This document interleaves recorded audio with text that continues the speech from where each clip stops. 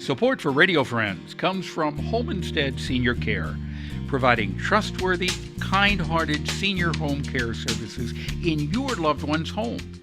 All caregivers are thoroughly screened, extensively trained, professional, and reliable.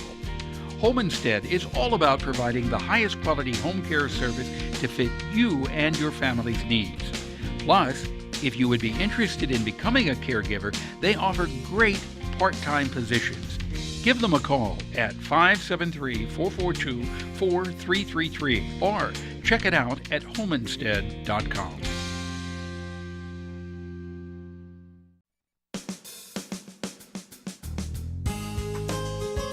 Good morning and welcome to Radio Friends on Thursday, August the 3rd. We're going to talk about voting and we're going to talk about quilts. Let's start first of all with voting. August the 8th is Election Day in Central Missouri. I've got Brianna Lennon with us. Welcome, Brianna. Hi, thanks for having me. And we're going to talk about voting rules and procedures because now the state of Missouri has changed the voting laws, right? And some people going to vote on Tuesday, August the 8th, may be surprised as to what they have to do in order to vote. Sure. Thankfully, a lot of it stayed the same, and that's the main thing that I've been trying to tell people, is that if you are registered to vote, there are 3 different ways that you can vote. Showing your driver's license, showing a photo ID, that's the main way. That's why the law was changed. That was supposed to be the big thing. Everyone uses driver's licenses. You can use a government ID or you can use a passport. Okay, what happens if you're 80 years old, you've never driven, you don't have a driver's license, and you don't have any of the other a government-issued ID? What do you do? Then you move to option 2. And there is, especially in Boone County, because the clerk's office has been so proactive in this, any kind of ID you used before, a voter registration card that you get from the clerk's office, a utility bill. So what you're saying, you can use a voter registration card even though your picture isn't on it? Yes. Because there's the thing they can scan. Yeah, well, there's a statement. The addition under the law is that there's an extra statement that says, in addition to saying I'm who I say that I am and I live where I say I live, I also acknowledge that I'm supposed to have a photo ID and I don't. Whether that's because you lost it, whether that's because you've never had one, whether that's because you just left it at home. That's integrated into Boone County system. So when you sign that poll pad like you do on any other election, right, you'll get a normal ballot if you show that ID. Okay. So if you don't have the ID, the driver's license or the state ID or your registration card, then what? Then if you have no ID at all, then you can go in and you will get a provisional ballot. And this is a different kind of provisional ballot than what we've had in the past. This kind of provisional ballot counts as long as you're registered to vote, and the signature that you sign on that provisional ballot envelope matches the signature that's on file on your voter registration. Okay. So just like absentee voting. Are the provisional ballots counted at the same time as the other ballots? They're not unless you go back on the same day as the election and bring in your ID. So if you did forget it at home, if you lost it and you So could an election be determined without that provisional ballot being counted first? The unofficial results on the day that it's counted are likely not going to have them in it because they'll have to open them up and check them. But throughout the course of the 2 weeks that those elections, the results are certified, then that's when those will come in. That's when they'll open them up. So they will be counted? They should be counted. One other question, and we're out of time.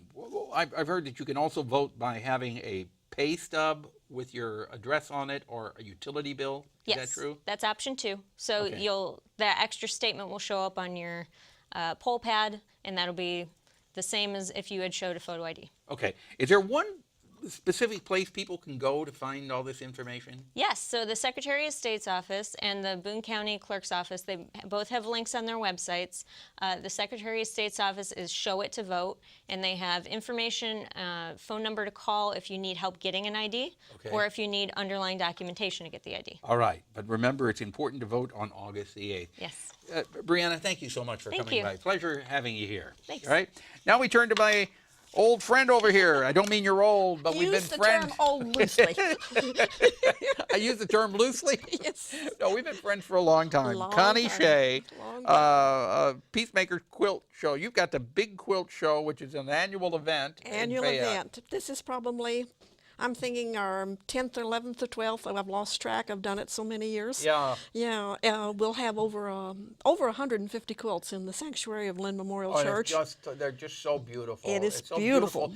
If you haven't been up there, you go in, and it's nice, air conditioned. Air conditioned. Get in out of the heat. Yeah, Look at the beautiful quilts. And look at the quilts and just take your time. It's awe-inspiring. It is.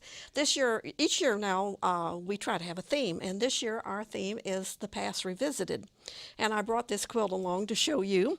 Okay. It was made by my great-great-grandmother. Oh, this quilt was made by your great-great-grandmother? Yes, it's all handmade, and it's very worn. I've had it authenticated. It's circa 1850, and it is worn because my great-uncle had it, and to him it was a blanket, and he used it.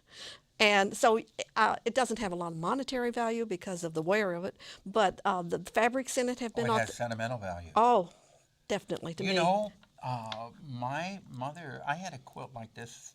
I don't know if my mother made it or my grandmother made it, but it was old and it had some tears in it and worn like this, but it's very special. Very special. And this pattern is kind of different because it's called, if you look at it, it looks like a square in a square, but if you look at it like this, you will see a star. Okay, And so it so- can be either square or star, whichever. Well, it goes by disappearing star, and you have Okay. to look hard to see the Yeah, I star, see but the it's star. there. I see the star. Yeah. All right. But we'll have many quilts like this. We have, not all of them are old, we'll have new ones, but we're focusing on primarily the reproductions of the 20s and 30s. And then we'll have, I think this is probably the oldest one will be in there, So this is 18 what? 1850. Okay. And how do you have it certified? There are people who are licensed in that. I have a good friend by the name of Ann Hazelwood who goes around the country. She was chairman of the board at the National Quilt Museum in Paducah. She's very, very well known and knows her business. And I took it to her, and she appraised they appraise it by they know the fabrics. Right, but you knew how old it was yourself, right? Well, I knew it was old. It was your grandmother's. I thought it was either my grandmother's, my great-grandmother's, but when she said circa 1850, that has to be my great-great-grandmother. Oh, okay.